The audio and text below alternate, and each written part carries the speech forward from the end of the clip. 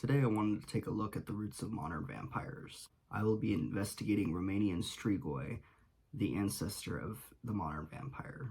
What is a Strigoi? Strigoi are associated with poltergeists, ghosts, or demons. In Romanian folklore, they're defined as troubled spirits that have risen from the grave.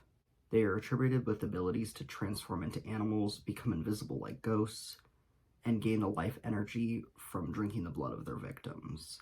They have also been known to have superhuman strength and speed.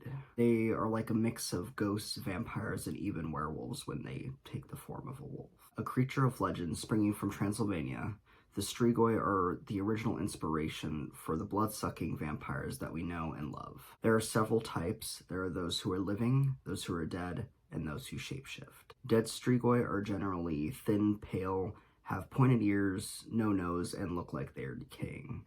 While living Strigoi are said to look like living people, but they are paler.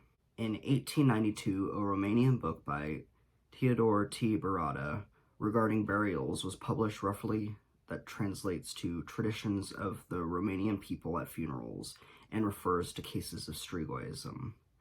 The Strigoi can be made from a living or non-living human born or died under certain conditions, such as dying from a witch's curse, being the seventh born child of the same sex in one family, leading a life of sin, including being Satanist or living without religion, dying by execution for a crime or living a life of crime, dying by suicide, being bitten by a Strigoi or drinking their blood, and children were generally more mischievous and getting into trouble.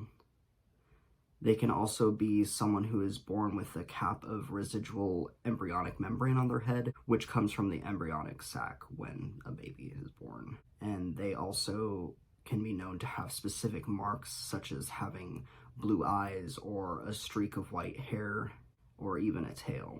There are living Strigoi, people who are alive but possess these devilish traits, who act as humans during the day, but at night their soul leaves their body and goes to meet other Strigoi. The more dangerous, of course, are the dead Strigoi, whose soul comes from the grave and runs amidst the people and can inflict pain, illness, or even affect the weather. Luckily, Strigoi don't usually appear unannounced. Like I mentioned, weather, they give subtle signs such as unexpected plagues, drought, or floods, which is usually a sure sign of Strigoi activity. Some have said they happen to be more active on the eve of St. Andrew's Day, which is on November 3rd, or also on St. George's Day, which is on April 23rd.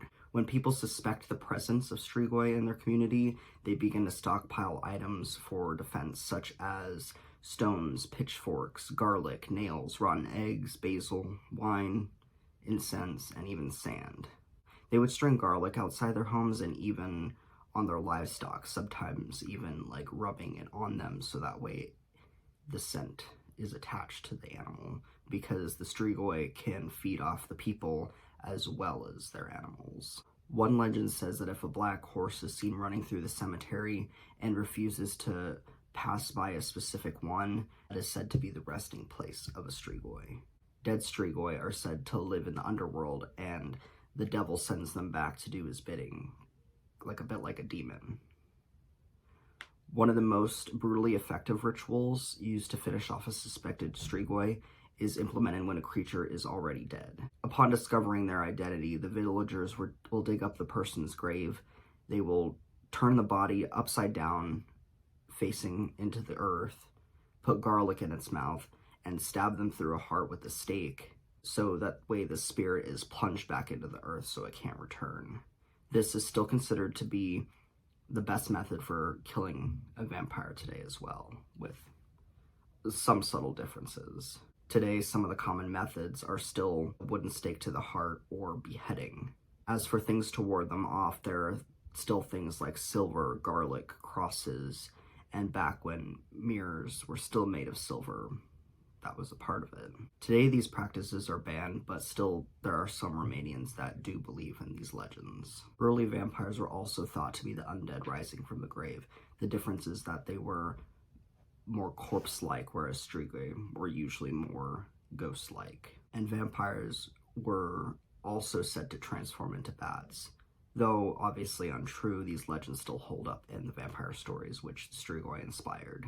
In vampires as well, some tales see it as disease or infection of vampirism that is transmitted in life or by one that has already taken them to the grave. For example, the tuberculosis outbreak scared people into believing that when they died they would come back as a vampire.